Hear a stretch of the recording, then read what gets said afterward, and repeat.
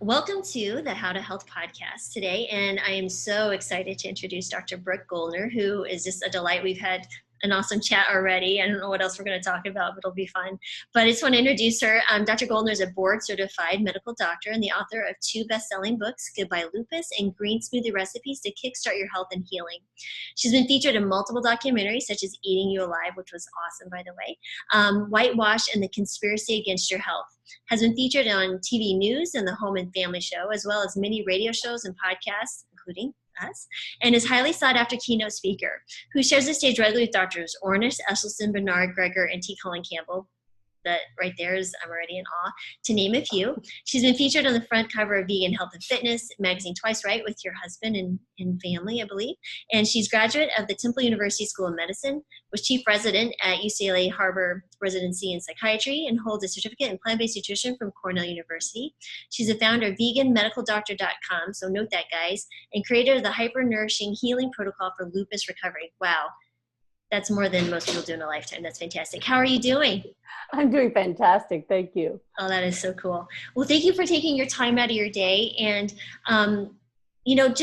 you have such an incredible story. And when I read your book, so I think it'll be backwards in the video, but this is the Goodbye Lupus book.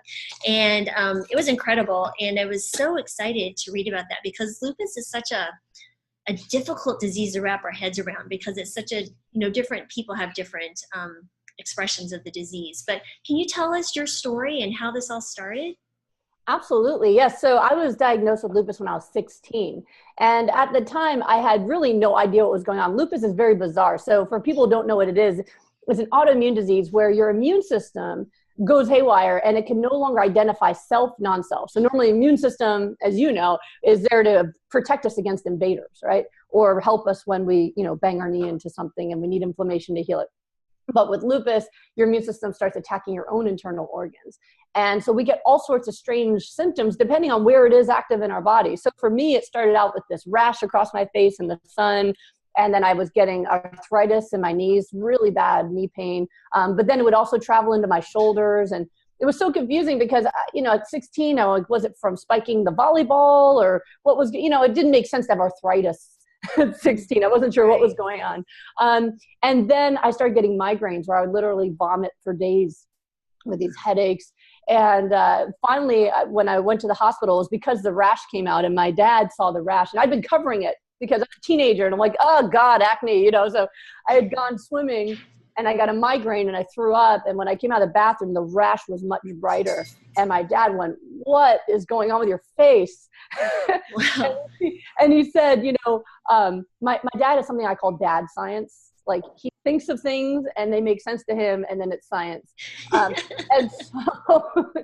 so he was right about this one though. And what he said was, I think your skin is a window to your health and something's wrong. And actually I teach that now, but back then I'm like, oh God, Dad. So anyway, he called my doctor and she goes, meet me in the ER. And we meet her there and she diagnosed me right away. All my tests were positive for lupus. There's a number of lab tests that you do and but my numbers for my kidneys were really off and my blood pressure was through the roof. It was 200 something over 100 something. I don't remember anymore. And so they sent me to a nephrologist who did an emergency kidney biopsy. And they said I had rapidly progressive kidney failure. I was at stage 4, but he gave me 6 months before they failed completely. He said it was the most aggressive type of lupus nephritis. And he gave me 6 months. He said, if we don't do something extremely aggressive, at the time, this was 20, let's see, how many years ago? Okay, no, yeah, so I was 16, so let's see, 24 years ago. We didn't have all the fancy meds we have nowadays. So it was a lot of steroids and things. And he said that wasn't going to be enough to stop the kidney failure. And he said, she's not going to live past 6 months, or at best we'll end up on dialysis if we don't do something really aggressive. And so, I'm an only child. My family was freaking out. So he wanted to put me in an experimental treatment at the time, which was using chemotherapy or Cytoxan. Now that's used commonly now. Selena Gomez just had it, right? But now we use it for concentrated doses for short periods of time. But at that time, they didn't really know how much you needed or for how long. And so I actually ended up on chemotherapy for 2 years straight. Wow. Yeah. So from 16 to 18, I had chemotherapy at first monthly and then every 2 months for the second year. And they did try to stop it 1 year, and immediately my dsDNA antibodies shot back up, and they said, nope, we can't. So we went back on it. And so it was 2 years before I was in a remission of chemotherapy. So, which is really intense, at 16. So for me, I had an amazing family, and my mom always just kept me really focused on what are you going to do with your life? Not, are you going to graduate high school? It's how are you going to continue to stay in the top 10 when you graduate so you can get into your dream college? How are you going to get a scholarship to college? So there was never a focus on the disease. It was just an obstacle of, okay, so how are you going to get everything done? You've got chemo on Friday, but you have an AP chemistry exam on Monday. So I was always just studying whenever I felt well. So, I mean, I was already a nerd to begin with, but I was like teacher's pet after that because I'd read like 3 chapters ahead. So my hand was always up because I knew all the answers. So the kids just hated me more. But I didn't tell anyone I was sick. So nobody knew. My teachers knew, but my fellow students didn't know. So I was able to graduate top 10 of my class, got a scholarship to Carnegie Mellon, and my last chemo was a week before my first day of college. Oh, wow. So it was pretty awesome. So I started college just happy as a clam because, tons of work with no chemo was so much better than like just high school with chemo. Right. So it was great. So, so that's how I survived. And so at that point I was considered in remission, but remission is really just, as you know, you're not getting worse, you're stable, but every blood test showed I had lupus. So people ask me sometimes, you say you don't have it anymore now. Well, what, was that a remission? Well, remission to me was you take a blood test. My ANA was positive. I had, the anti-dsDNA antibodies, all this stuff, but it was not getting worse and it was controlled, even on low dose steroids, whatever I needed at the time. And I was able to maintain that through college because I was very careful about my sleep and my stress. I didn't have stress anymore because for me, like not having chemo was no stress. So while everybody else was getting anxiety attacks from all the work at college, I was just happy, like one of my friends asked me, he's like, why are you always singing? I'm like, I'm just happy. I'm just happy. So then I kind of didn't really follow doctor's orders after that. So usually with autoimmune disease, we know stress is really important to control your stress and your sleep. And so they said, always get enough sleep and make sure you don't get too much stress. And so I went to medical school. And oh yeah, that's no stress. Yeah, no stress and, sleep. Oh my God.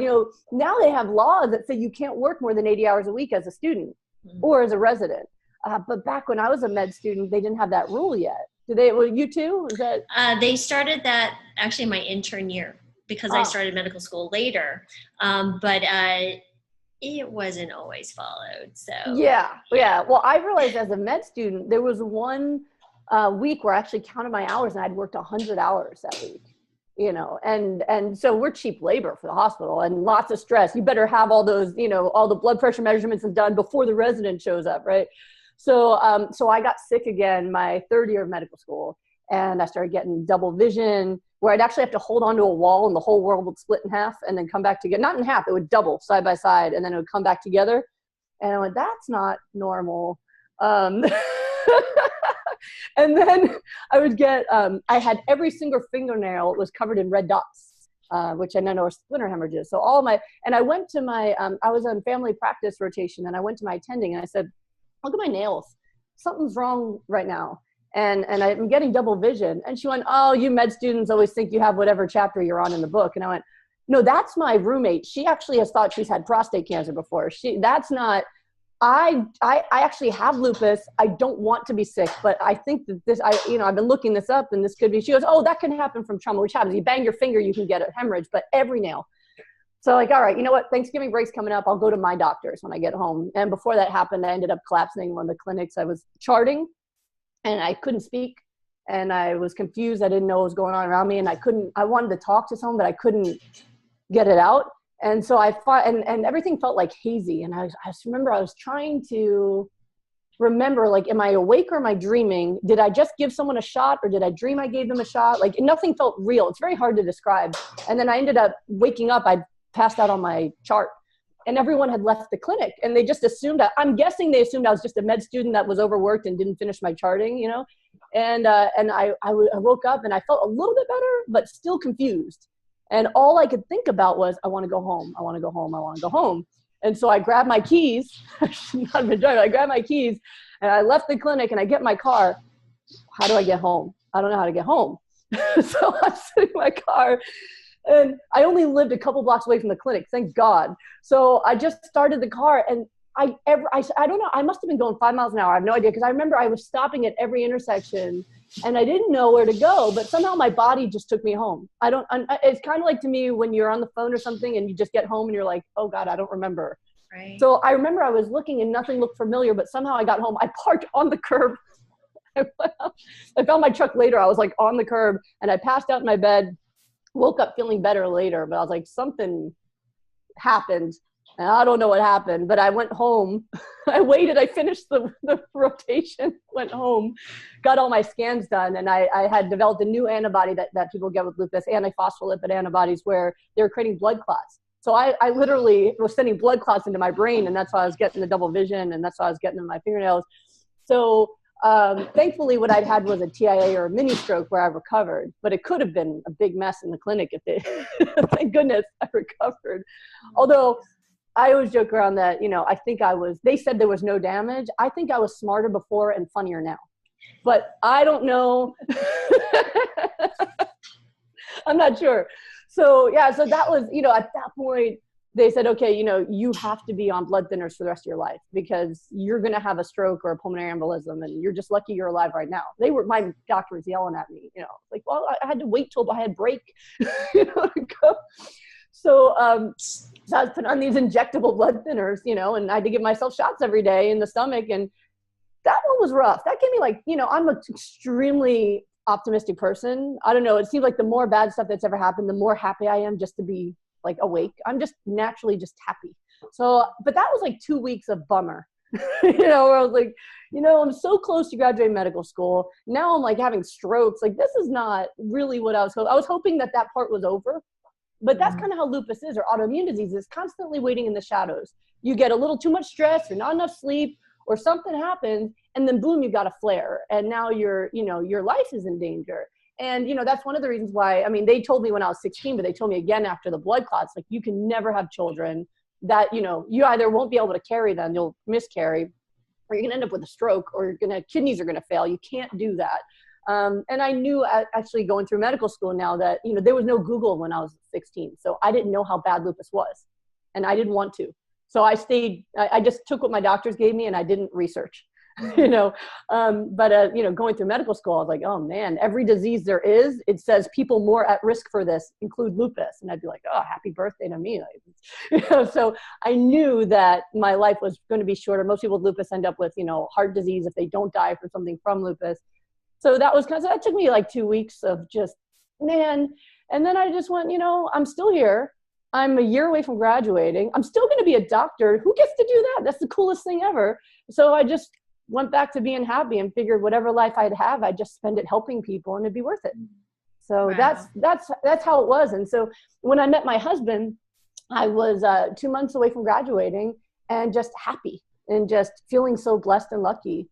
And I met him, and he wanted to marry me in spite of, all the illness and everything else. So I told him, I can never have your kids. You're going to end up taking care of me. I'm going to die young. And he said, I'd rather spend a short life with you than a lifetime with anybody else. So let's make it a really kick-ass life. I went, let's do it. Wow. So, wow. Yeah. So, and that's what ended up having me heal. Some people say that it was love that healed me. I've always felt very loved, very happy. I wouldn't say, I still had lupus while we were in love. It wasn't until I changed my diet. Yeah. But someone just wrote that as a review of my book. It was love that healed her. I'm like, that's sweet. But we were in love for a year and a half before the lupus went away. So it coincided with my diet. But what happened was, he's a celebrity trainer. So he was already training people who were going on MTV and stuff like that. He can give you a 6-pack in 3 weeks, even if you've been drinking and had a big party pooch. And so I said, well, I'd only ever dreamt of a white coat, which hides everything, right? You can wear this and you could be overweight, have a pooch, love it. No one can see anything, right? But we wanted to elope at Maui with just our best friend and closest family. I wanted to wear a bikini. I wanted to look great in my wedding dress. So, I asked him to train me. And so after he assured me I was already beautiful, then he agreed. Men think that's a trap, you know. He's like, oh, but I was, I was at the time about a size 11, which for Pittsburgh was really, really fit. But I was moving, well, Pittsburgh, I mean, some of the fattest cities in the nation. Right, right. I couldn't even order a salad there without them putting French fries on it. For real. I'm not in the doctor's lounge. You order a salad, you'd get French fries on it. So I was so confused the first time that happened. But, so 11 in Pittsburgh, hot. But I was moving to LA for residency. And so that was not LA hot. And so I was like, I want to look like a movie star too. So the difference was, what he was doing at the time was a diet that was helping people lose fat really rapidly. It wasn't curing diseases though. And what it was is it's very similar to modern day paleo actually, but super high in raw vegetables, super high in omega-3, super high in water, but then free range meat for protein. Mm. Now, I'd been a vegetarian since I was 12 because I loved animals. So I wasn't going to do that. I wasn't going to eat animals, but I was really a cheeseitarian. I'd like cheese on everything, lots of eggs, all that stuff. So he was like, all right, well, nothing makes you fatter than dairy, and he's like, I don't want you eating all the saturated fat from the eggs and stuff. So he's like, all right, we're just going to have to figure out something else. So I went on his diet, but without the animal products, and instead had tofu, things like that, but then super high raw vegetables, omega-3s, water. And within 3 months, I went from an 11 to a 3, and I was ripped, like totally ripped. But for me, more remarkably was I was an intern. So working 30-hour shifts, multiple days a week. And I had tons of energy. Like I would finish a 30-hour shift and go to the gym. Like I just felt so good all the time. I had no migraines. I had no joint pain. I just felt amazing. And I was so energetic and happy.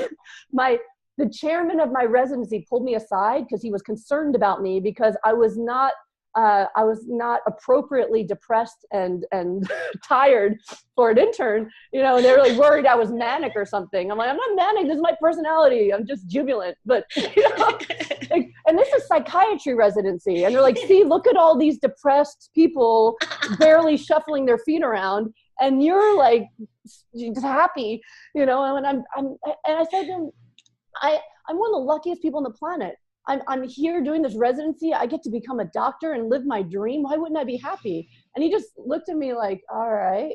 And then I ended up chief resident. They loved me because I always got stuff done and I motivated people and I got, but isn't that funny, right? So I go to my wedding and I take my blood test. I had a new doctor in California and he'd never seen me before. He had all my luggage of charts brought over from Pennsylvania where I grew up. And so I got my blood test done and I was getting ready to leave for my wedding. And he called me and he said, I don't understand your lab work. I think there was a mistake. He's like, enjoy your wedding. We'll retest when you come back. I said, what's wrong? He said, no, there's nothing wrong. These just are negative for lupus. And I read your chart. So something's not right. That's weird. So, okay. So I went and enjoyed my wedding, came back, retested, still negative for lupus. And now my cholesterol, which I was told was genetically high, nothing to do with cheese, genetically high, now is normal. My blood pressure dropped 30 points. And he's like, I don't know what this is. I don't know either. So I continued to see him once a month. And I remember him bringing a med student in once and going, this lady alleges to have lupus, but we haven't seen it yet. And I'm like, alleges? I'm not trying to fake it for attention here. What's going on? It just continued to be negative. And I was still taking my shots every day for a year. And after a year, I said, there's no antibodies, there's no blood clots. Why am I still taking meds? And my doctor goes, because you're treating my anxiety, because I'm too nervous to take you off medicine because of your history. And I went, okay, I don't want to be sick and I don't want to be dead. But I don't want to be on meds I don't need. I mean, if I hit my head, I'm going to bleed into my head.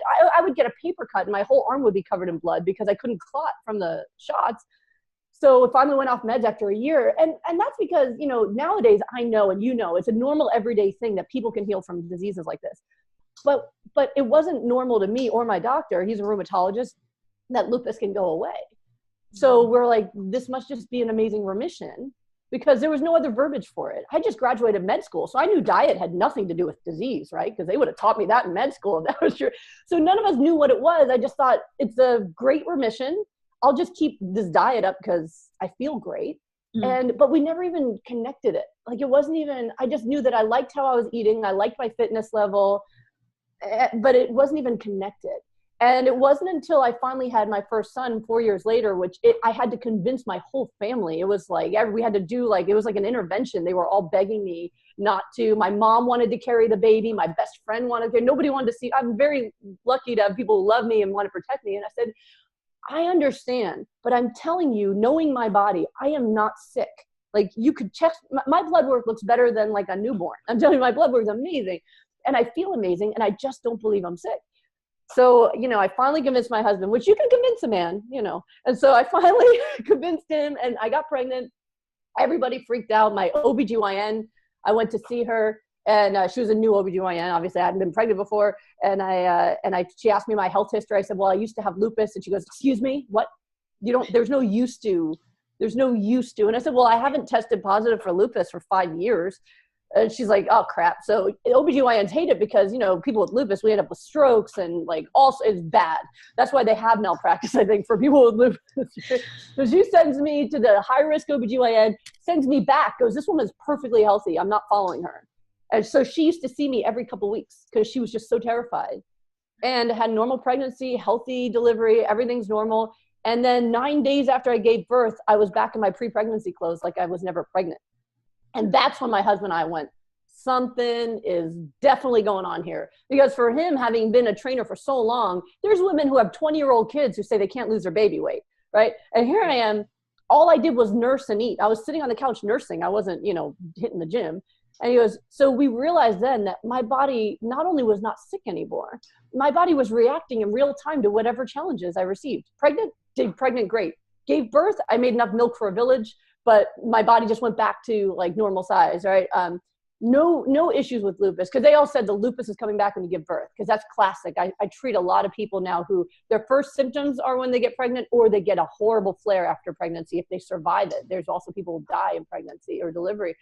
So they're like, that's it, you're going to get sick again, but it never happened. And so that's when my husband also went to Carnegie Mellon, and he has a master's degree in exercise science and in nutrition and health promotion. And we sat down and we went, what changed?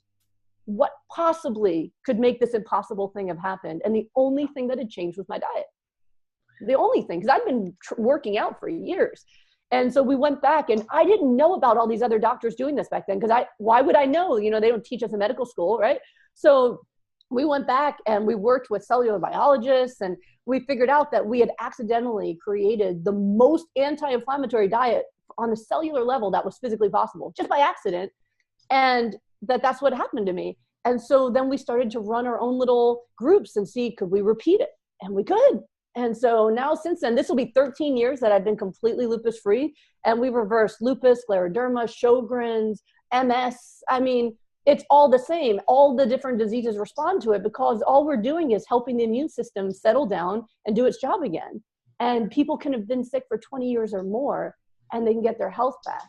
And so this all happening to me has really led me to the most amazing blessing, which is helping other people be able to live their dreams and grow old with the person they love, just like I do. Oh, wow. That I could end it right there and be like, this is fantastic. I'm like, that's the story. That is incredible. I mean, there's been the by accident is not an accident. I mean, God put you on this path, and I'm just, wow.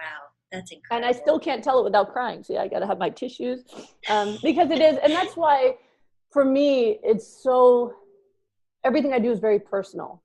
I've had so many, I see people entirely online. So how you see me now is how people see me. So I treat people from all over the world, and I cry with them, First I cry with them when they're telling me their illness, and then I cry with them when they get better because we're celebrating. And they've said it's been so meaningful for them because they know that I understand. And I do. It's like every person who's sick, I'm right. You take I'm it very on. protective, and I'm very involved, because for me, this is really about helping people get their lives back, and it's not about just a job. Right. So yeah, I'm in tears all day, every day. I'm laughing and crying all day. That's what I do. You're amazing. You're absolutely amazing. Wow. So I just want to ask you, can you give me the specifics about, you said there was a 6-step protocol that you have, or whatever that is that you teach for people to reverse this type of disease, or any disease, honestly, this works. So what is your works for everything. Yeah. So I call it the 6 steps to healing with supermarket food. So I do everything in terms of steps that are easy for people, because, you know, I don't know if it's because I'm come from a family of immigrants, I'm first generation. So everything I do has to be able to be communicated in broken English. Right. So you are very funny, by the way. Thank you. But it's true. So I try to make things really simple and easy to follow. It's kind of funny because in my book, Goodbye Lupus, which is my story and the 6 steps to healing, I made it very simple and to the point on purpose, because I didn't want to make a textbook. I wanted the story to be there for inspiration, and then the 6 steps so people could go, okay, step 1, step 2, and then be done. Right. And it's funny because a lot of people love that. And I remember I saw a review recently, and my husband, I tried to stop reading them because my husband said, even Oprah says, don't read your reviews. So if Oprah doesn't do it, I shouldn't do it. But I saw a 1-star. I'm like, what is this? This person's like, I was hoping it was going to be much more detailed, like a large textbook, blah, blah. And I was like, oh, well, I didn't want that. Like, I want it to be that people tell me they can read it in a day and start. No, yeah. And that's what I want. I want you to read it and start. That's what it is. Fantastic. Yeah. Well, thank you. But that's really my goal. So I try to speak that way too. You know, I always joke, I say it so that even doctors can understand, because it's really important. That's actually really important. Like, because doctors have a really short attention span, right? Right. So it's like, just tell me, what is it we have to do? All right. And then just do it. Right. So, so the 6 steps, you know, I teach it all the time. So the first 3 steps are the things to avoid. Right. So when we talk about, and I talk about it in terms of getting rid of inflammation, but really inflammation is a normal thing. So inflammation is how we fight disease. But when I'm talking about chronic inflammation, which is what causes chronic disease. Right. So we don't want our immune system to always be active. We want it to just respond when it's needed. Right. So getting rid of chronic inflammation. So the first 3 steps are what you get rid of. So just like someone who has cancer from smoking cigarettes, I don't just start them on smoothies. I'm like, maybe you should stop smoking, right? So we got to get rid of the stuff making you sick. So the first one's animal products, so meat and dairy. The second one's processed foods. So anything that never doesn't go bad, or your grandma wouldn't recognize it as food, you know, you couldn't make it without a laboratory. And then all the different oils. The only one I allow people is olive oil, just because it's not inflammatory. But even that one, like just like a spray bottle, so it doesn't stick in your pan, not like a pour.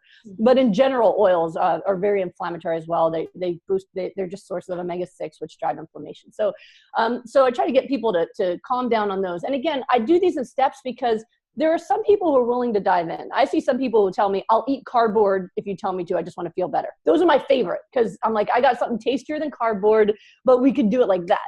But other people, this is a drastic change. Like what I just named are all they eat, right? Processed foods, meat and dairy, and oil. Like literally, I mean, that's all they eat. So once I say the first 3 steps, they're like, so every step people take, they're going to have benefits. And actually that's what motivates them to take the next step. So they're like, oh, I did eliminate dairy, and gosh, I feel better. And my bloating's gone.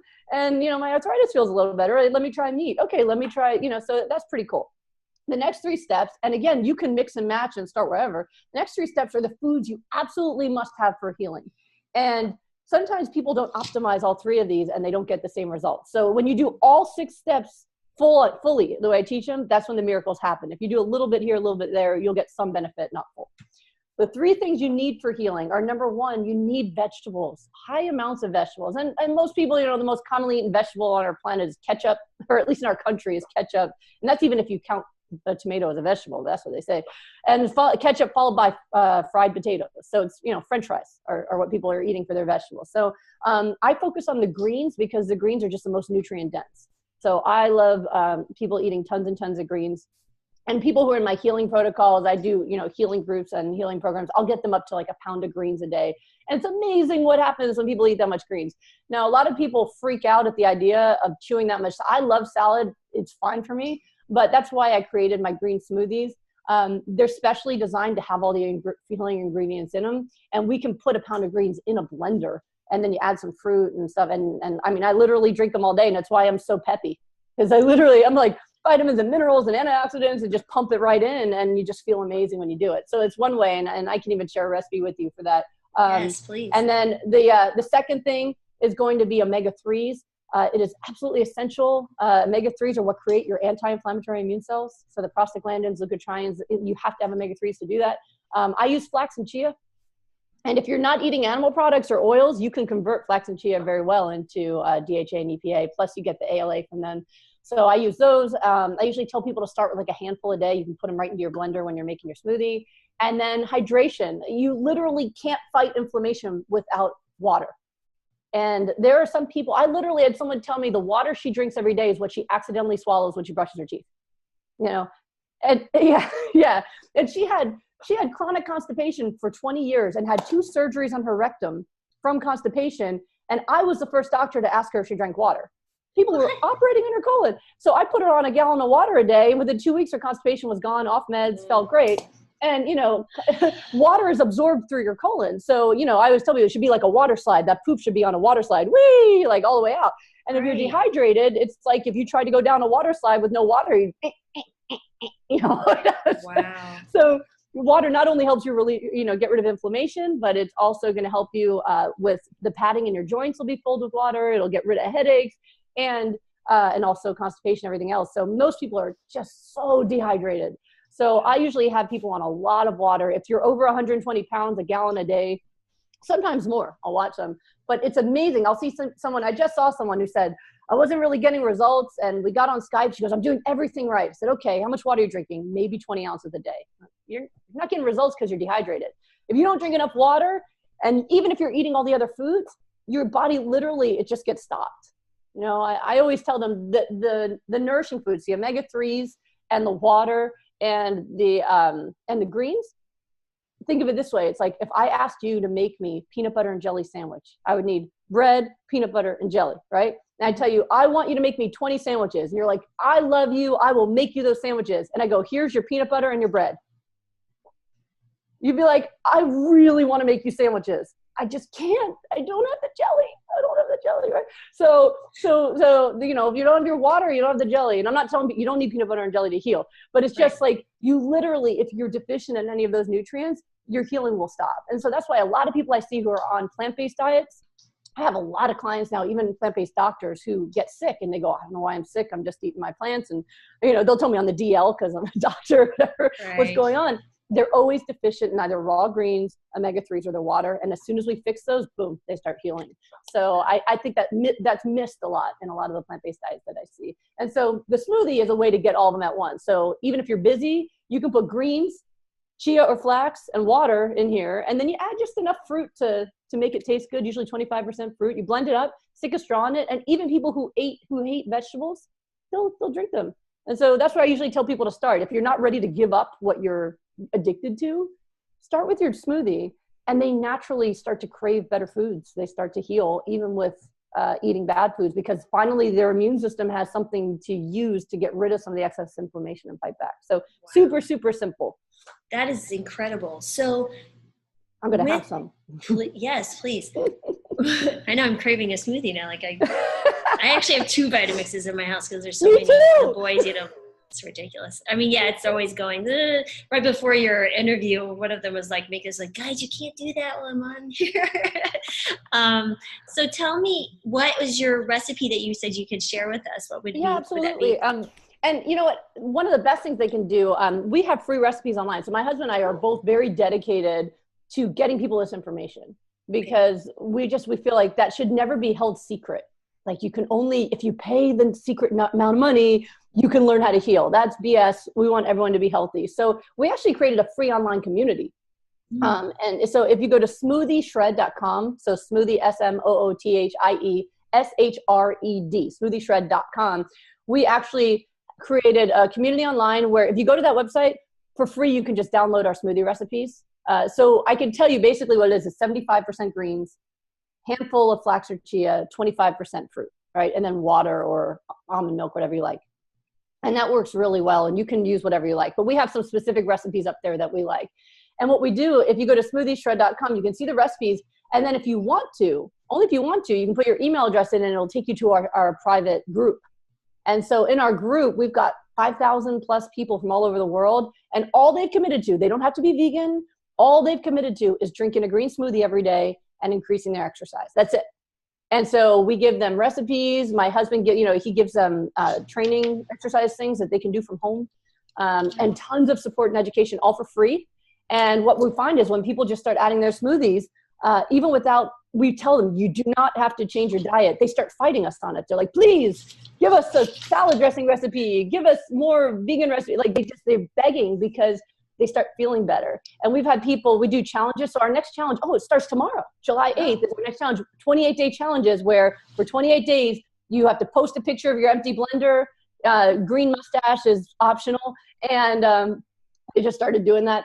And your exercise, just post it every day for 28 days. And what we've seen is in 28 days, without making them do anything else to their diet, people are coming off of medications, cholesterol, anxiety medicine, losing 20 plus pounds. Just amazing, incredible results, inches off their body, and people are just super excited. So this will be our third challenge. And that's just something we do totally for free because we just want to help people get into the lifestyle and into the habit of doing things that help them get healthier. And what we've seen is we've had so many people go from our Smoothie Shred channel to becoming fully plant-based, to getting their own blogs. One person's opening their own clinic to like teach people how to do smoothies and health because it's reversed her heart failure. So it's just been a really, really cool thing. And we do that just from our hearts because we know not everyone would be able to get to afford to be in my healing group or to get a session, but for free, you can at least start with your smoothie recipes and get some support and community going because a lot of people, they don't know anyone else doing this weird stuff that we do. So they make friends all over the world that way. That's incredible. I'm going to join actually when we're done. Yeah, you should join. That's I'm totally into it. Challenges tomorrow. So perfect. So what are you fully raw then, or do you eat cooked foods as well? I eat cooked foods as well. So I usually I'm about 75% raw. So, and basically it's just because most of the day I'm drinking smoothies, eating salads, stuff like that. And then usually dinner time, we make something cooked. And that's my whole family. My kids started drinking smoothies out of their bottles at like 6 months, and they never get sick. I mean, my 8-year-old last had a cold when he was 2. Wow. Like their immune systems are stellar. And I know they have my genes, so I'm not messing around, I always say as a psychiatrist, I know they'll blame me for something I did wrong, because it's always mom, right? But it won't be else. They know how to make smoothies. Yeah, so we all as a family, we have our green smoothies for breakfast, and then my kids usually have like big fruit plates and stuff. And then all day long, my kids will usually eat like Ezekiel bread, sprouted bread with avocado and Dijon and nooch. That's it. They're very, they like Dijon. They have very, specific tastes. High society mustard. Yeah, so that stuff like that all day. And I love salads and things like that. Although if I'm working, like, if I'm sitting here all day, I just have these lined up and they stay cold. And, I got my smoothie and I got my water. And so whenever I'm off, whenever I hang up, I'm running to the bathroom. But I do that all day. And then it's like, okay, so what do we want to have for dinner? And then I'll have, just a healthy plant-based meal, lentils, beans, lots of broccoli and tofu. Everyone in the family loves tofu. We do a lot of that. Stuff like that. Just healthy, whole foods, plant-based meals for dinner. Wow. So do you do strictly organic? People always ask that too. No, I got this fruit fly that's like, sorry. So if it's attracted to the smoothie. Yeah, and then to my face. He was trying to explore my nose a second ago. So if I seem twitchy, that's why, I swear.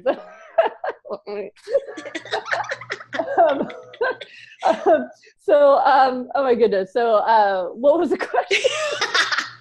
I think it was, organic. That's what it was. No.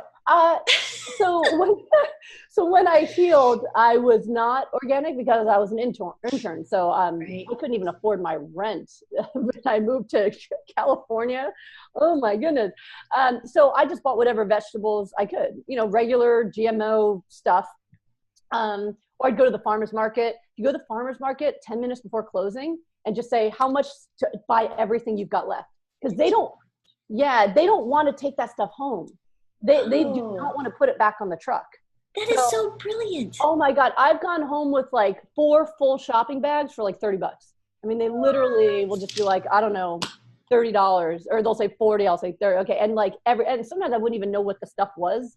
I just blend it. I'm like, I don't even know what this vegetable is. It's green. Yeah. Green blend. Yeah. But, so I didn't have the money to do that. So I just get what I could. Now I can afford to do it more. So, but I still usually follow the clean 15, 30 dozen, EWG. Mm-hmm. Yeah. And what I tell people is, listen, I was able to get rid of lupus with eating pesticides. So what I believe is, and my buddy Gregor, we've talked about this over dinner once, and they're just like, what the benefits you get from, he has the actual number statistics because that's how his brain works. But the actual number of, they're so rare to have anyone have a reaction to a pesticide. But when somebody starts eating large amounts of vegetables, even with pesticides, the improvement in their health is dramatic. So whatever's in the fruits and vegetables, especially vegetables, that, the vitamins and minerals and phytonutrients, phytoenzymes, antioxidants, all that stuff is giving you so much health that you can fight back. And I think about it in terms of, like T. Colin Campbell's experiments when he was looking at the rats, they were all exposed to the same poison, but only the ones that were given the milk protein got cancer. Right. So in my experience is, if you can't afford organic kale, still eat kale. Right. Just get what you can. And of course, if you can, I'd rather not eat chemicals. So I usually tell people, if you can get the greens organic, do that, because that's the majority of what we can. But the rest of it, bananas, they show less, pesticides in them, stuff like that. The Dirty Dozen Clean 15 thing you can Google. But in general, even if you can't afford anything organic, you still want to do this because your body will still benefit. So yeah, I've had arguments with some people, like they really are hardcore. You should only ever eat organic. And I agree with the idea of it. The organic foods have much more nutrients in the soil, and, it's great not to have chemicals, but for the majority of people out there, they can't even afford that. And then that keeps healing from them. It's like, I can't afford to get healthy. And what we've seen is people do get healthy, even eating the tainted stuff. And that's also why we give people so much. Like, yes, spinach doesn't have anywhere near the nutrients it used to because the soil's depleted. But if you have a pound, you're going to get some nutrients. Yeah, that's absolutely right. You're absolutely true. It's a concentration thing at that point. Mm-hmm. Wow. So obviously your family eats this way. You said you had a 4-year-old and an 8-year-old and your husband. Mm-hmm. And then, so I'm curious, you've talked about the food. What exercise do you do regularly? Because I know you have your husband, he's an exercise specialist. What is your exercise regimen? Oh, goodness. Well, it varies depending on where I am. So I like to use, I like lifting weights. That's just what I like. Uh-huh. And so that's what I prefer to do when we can. But sometimes, when we're traveling, like we just were, I can go weeks to months without exercise and my body doesn't change. And that's when we really talk about, like, my husband has a book coming out soon about metabolism, how to have just an amazing fast metabolism. When you feed yourself right, your body can maintain itself. So for a lot of people, they might work really hard to get fit. And then if they go on a cruise, they gain 7 pounds and they're like, what happened? We used to take people on cruises to prove that they could eat as much as they wanted and they wouldn't gain a pound. And it was a really awesome, fun way to prove that you That's a great job. Oh, we loved doing that. I mean, we lived in California. We used to do that. We used to take people on cruises and we'd prove to them that if you eat the right foods, you can add all the stuff that's bad for you and you won't gain a pound. So that's how it is now. We're literally, because especially the omega-3s, those get into your cell membranes and you're really good at cell signaling. It's just, you can have an amazing metabolism. So it's better and it's healthy to exercise every day. But it doesn't affect my weight or my fitness level at all if I don't. But in terms of stress relief and immune function, it's always good too. So I usually tell people to do what you can. So a lot of times, like in my I have a 6-week rapid healing group. And so they're in this secret Facebook group and I'm teaching them how to eat and checking on them every day. But then I also have them add like exercise and watch their sleep and other things that can affect them. And for some people, they're literally so sick that they can barely move. So for those people, I'm not going to say like, hey, get to the gym and start lifting some weights. It's like, can you sit up? Can you squat down? Can you just, crunch while laying down? Can you raise your arms up? Can you Google, yoga for chronic disease and find some gentle moves? So for a lot of folks, they start there. I had one woman in my first group who she was barely able to walk at first. And then she started walking, holding like avocados, and she was just increasing the size of the fruit, walking around her house, but holding bigger and bigger fruit, so that was super cool. But back when I was healing, I actually was working out every day and I was doing a mix of bodybuilding and interval cardio. And that's what I usually was, as people get stronger, I usually recommend those two, especially if you're trying to lose fat. Interval cardio is a king. And my husband's actually in my group as well. So if people have specific questions, I mean, heck, I mean, he co-wrote the protocol, and he is so brilliant at cellular biology and pathophysiology and physiology. Like, he has actually taught omega-3 fatty acids to UCLA Harvard's family medicine grand rounds, like wow. to help doctors understand how omega-3s work and all that stuff. So he's just amazingly brilliant. People look at him and they just see a 200-pound, really fit guy, you know, and like, the guy is genius.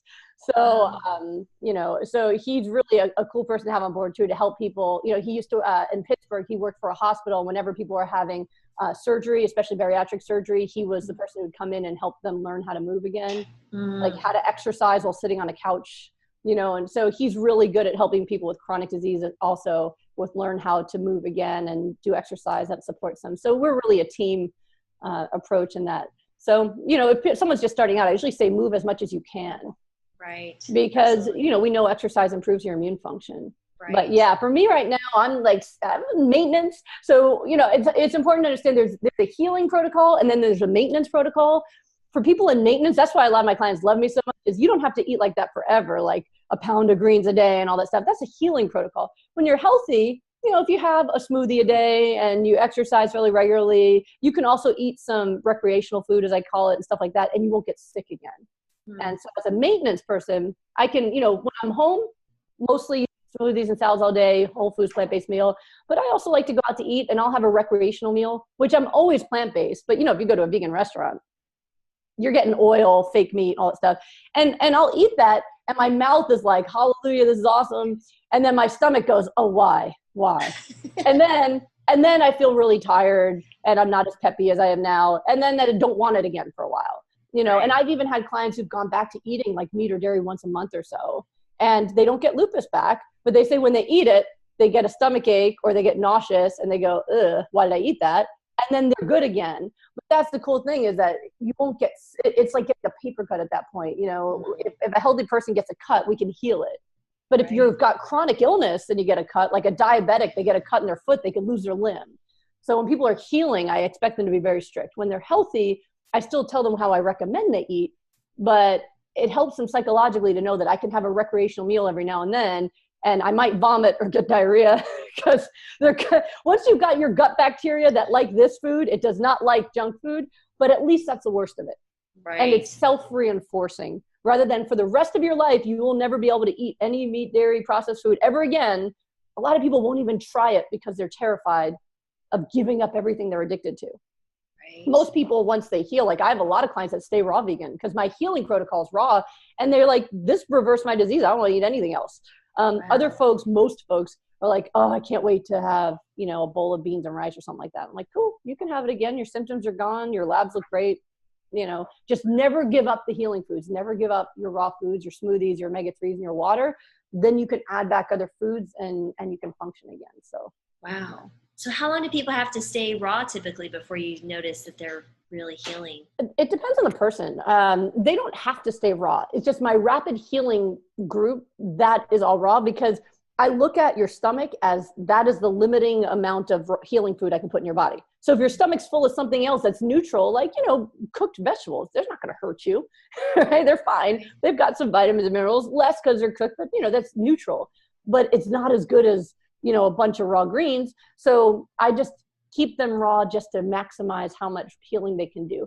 And in my group, it's interesting because it depends how they ate before. So people, like right now, I just started a new group last week, and the people who are already plant-based but still had arthritis or lupus or other problems, but they were already plant-based, zero detox within a few days. I've never had this much energy. My pain's almost gone, right? So people who are already plant-based, it's like superhuman speed. Within a few days, they are feeling remarkably better. And usually within a week or 2 weeks, they can be pain-free.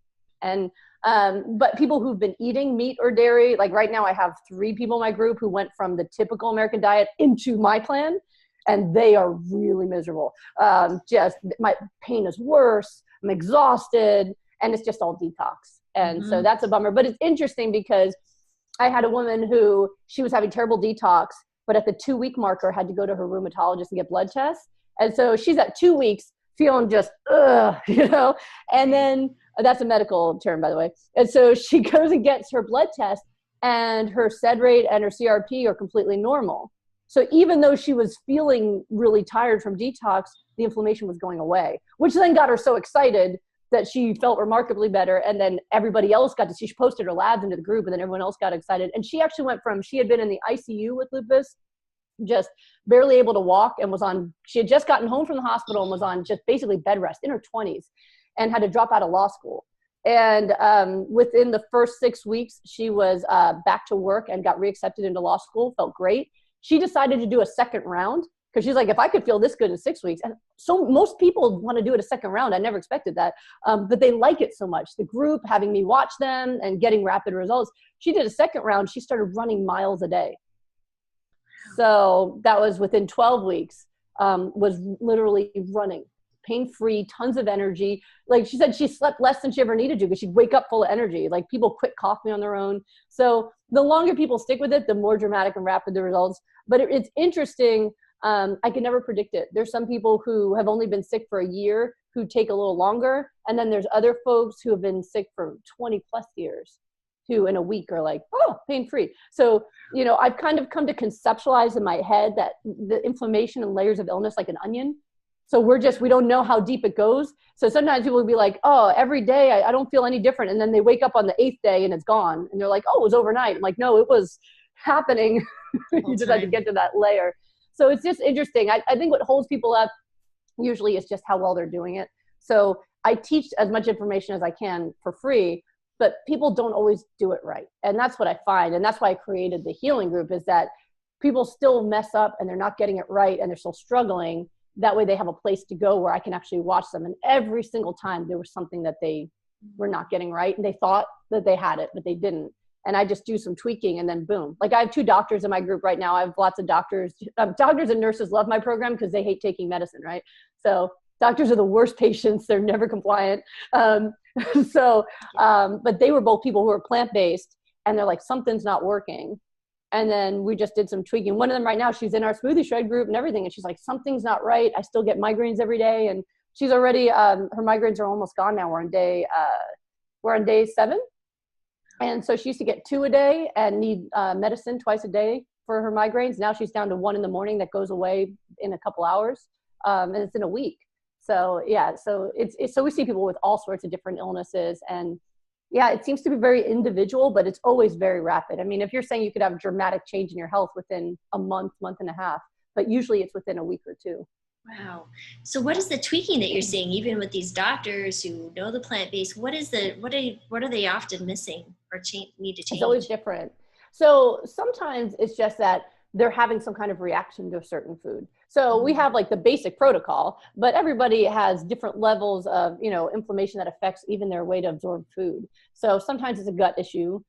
Sometimes they, autoimmune disease is very connected to allergy, you know, because it's immune dysfunction, right? And so what I see, especially prodromally, I'll see people who have all these new food allergies and then they develop autoimmune disease. So it's like the immune system starts ramping up and it's showing up like allergy, or they have both, you know.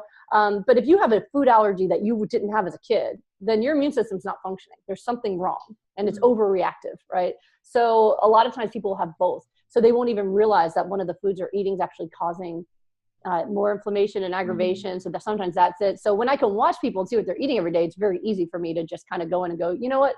Maybe it's the pineapples in your smoothie, or you know what? Maybe you're having a reaction to flax. Let's try chia, this or that. And so I really just go through every day. Sometimes it's their water. Sometimes it's planning. They're struggling to get everything in. And so I help them just restructure their day and their time. For a lot of folks, even if they get the nutrition right, their stress levels are through the roof and they don't know how to do that. So as a psychiatrist, I'm just kind of born for this. I'm an expert at happy. I was kind of born an expert at happy, but especially through my training, you know, people say, do you miss psychiatry? I said, teaching people to eat is psychiatry. Right? Oh, definitely. Yeah. Because everything, gosh, I mean, people don't eat because they don't know better. It's a little bit that, but mostly it's emotional. It's if I'm in a bad mood. It's what my mom's going to guilt trip me over the holidays. It's social. It's my husband. So And then they've got these stress levels that are, stress is inflammatory. You can measure that in someone's bloodstream, right? So depression, anxiety, all inflammatory. So I really create a safe environment where I daily help them with how to manage their stress levels, with whatever tricks I have up my sleeve to kind of help them with their mindset. I call them on their crap. That's the New Yorker in me, where people come up with a lot of reasons why they can't do stuff. And I was like, so I hold up a mirror to people to help them see where they're sabotaging themselves. So it's like, it's a very, so it's always different what's holding them back, but I just try to help them find it. And again, if I'm with you every day, I'm going to find it. Yeah, for sure. I don't give up till I do. Wow. So have you had anyone that you haven't been able to get well yet? No. The only times that happens if somebody gives up or disappears, right? So every once in a while, well, sometimes people will, like I said, it's emotional. So I've had people even join the group and never post. And I'm like, so...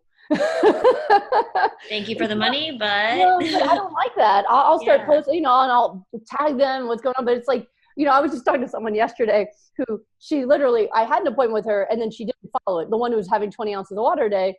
And I said, I wish I could tell you that just speaking with me would heal you.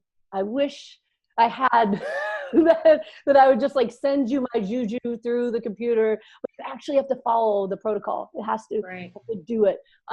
So I've had people like that where, they started and then I'm like, where did you go? Because I follow up with people. They all have my cell phone number. I call, what happened? It'll be like, oh, well, my boyfriend or my dad got sick. And so then I stopped and, so of course I can't help that. But for people who follow this, they always get healthier. They always get healthier because it's not possible to feed your body the best foods on the planet and nothing changes.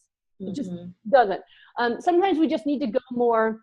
We have to do more before then. So a lot of people have leaky gut, other problems where if your gut is so inflamed that everything you eat becomes diarrhea, then smoothie is not going to fix you because it's just whoop, right out, nothing got absorbed. So sometimes I just need to do things with them to help them heal their gut first so that they can absorb the foods properly. But what I always tell people is, sometimes we'll say, oh, smoothie's not good for me, I got bloated. But if you're bloated, it doesn't mean the smoothie's bad for you. It means your gut is sick because you should be able to have vegetables. Right. You should. So how do you heal their gut? What's a leaky gut protocol that you do for someone who maybe? It really depends. It depends on what's going on with them. For some people, just getting them a high-grade probiotic is all they needed, and they're able to stabilize and absorb their nutrients okay. I've treated people with Crohn's and other illnesses like that where we actually need to go more strict. So I had one person with Crohn's who literally, the diarrhea was so bad, it didn't matter what she ate. And she couldn't even leave her house without planning all the rest stops. And if there was a place that didn't have a bathroom within a few minutes, she couldn't leave. So they wanted to put her on the chemo that they use for that, which she'd done in the past, the biologics, but it was horrible for her. And so she wanted to talk to me first. And so what I ended up doing with her is I had her on green juices first. Because for me, sometimes if the gut is so inflamed, sometimes you need to rest it. And so for me, I'd rather rest it with getting some vitamins in it. I've never done any kind of water fasting or anything like that. I like to have some nutrients going in. I've never tested water fasting personally, so I usually use juices. And so I'll do that because I'll tell her, listen, eating vegetables is healthy, but if you can't absorb them because your gut's inflamed, it's kind of like saying walking is healthy, but if you have a broken ankle, it's not good for you, right? So what do? You rest the ankle, right? Elevate it. So that's what I'll do is I'll rest it by just doing juices. And so she ended up having to do juices for about 2 weeks. And then the diarrhea completely stopped. And then we switched to smoothies and plant foods and she was fine. And she didn't have to go on meds and the Crohn's all healed up. But for her, it's like even, a sweet potato, just out. So it was like, okay, let's just rest. Let's just let your body. And it was funny because at the beginning, she's like all gung ho. And then after a week, she's like, oh my God, I want to eat. So we would text back and forth, and she would text me like bitmojis of someone like, and I'd text her back super motivational stuff and have her sit and imagine herself healthy and get her mindset where she needed to go. And then she did it, and she was fine, and then she was super gung ho. So that's the extreme case, is if someone's got such bad gut inflammation that food won't stay, I'll do something like that. But I try to limit that because I prefer, my whole protocol is hyper-nourishment. I'd rather oversupply nutrients for healing rather than withdraw them. Right. And so that's in extreme cases. But yeah, for some people, that's what they really need the help with, is like I can't get my gut to hold on to these nutrients, but I feel fine if I have a glass of milk. You know? Right. Yeah, that's hair of the dog that bit you. You got Right. so Right. so So the that's bloating. individualized. You know? So the bloating is usually a case of some type of allergy to the food, or the gut's just so inflamed, and then they either need to rest or the the gut gut. bacteria. So You know, the bloating probiotic. is common, but that's usually the gut bacteria. The gut bacteria that are good at meat and dairy and processed food, they cannot handle all the greens and raw vegetables, and people get all bloated. Now, if you wait, that'll go away. But a lot of people, they just, oh, I'm so gassy, I'm bloated, I don't feel good. And if they go on a probiotic, usually that goes away pretty quickly. Or some people, they get, you know, some people actually get constipated. Can you imagine eating all that fiber and getting constipated, but their guts are so immobile? That they, you know, so the probiotic usually helps. And I often will tell people just go on one when you start, and it'll, you know, mitigate that. But yeah, so it really depends. And that's when I personalize stuff. So, you know, if someone can just read the book and just go and it works, that's hallelujah. That's what I want. But for a lot of people, it's just, they've got so much other inflammation and stuff going on. They just need a little help personalizing it. And sometimes I'll do that just to Skype consultations, all they need. And I'll be like, you know, we go through everything they eat and I help them make their plan. And for folks who are just like, no, I need you to hold my hand, then that's when I do the healing groups.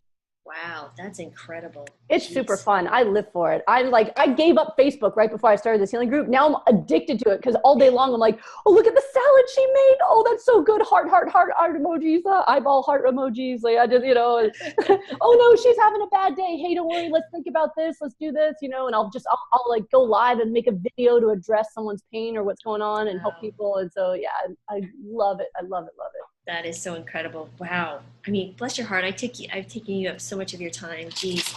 Yeah, you're going to have to edit a lot. People are going to have to, there'll be like a full day of interview. Like, enough with this Dr. No, Goldner. they love it. No, they're going to love it. Oh gosh, this is fabulous. Well, you know, I'll end it here because I know I've almost taken 2 hours of your time. Sorry. But thank you. Pleasure. You're awesome. Oh, thank you.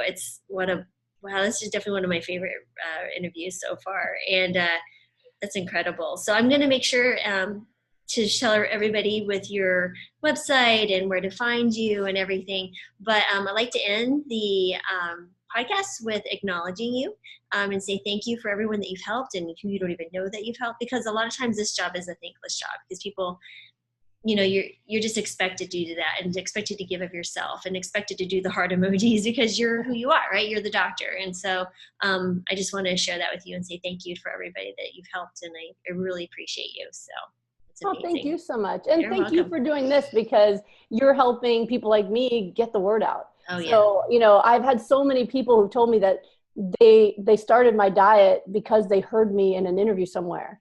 And I was like, oh, that's so amazing, you know? So you're saving countless lives too without even knowing it because you give me a voice and other people a voice to do that. I love it. The podcast has been a blast and it's growing. So it's really fun. And I love interviewing people. I just could sit and listen to you all day, but geez, gosh, this is fantastic. But thank you again, Dr. Goldner, for coming on the show. And we appreciate you so much. And we wish you the best of everything and hope your business just grows and you help millions more of people. Thank you so much. You're welcome.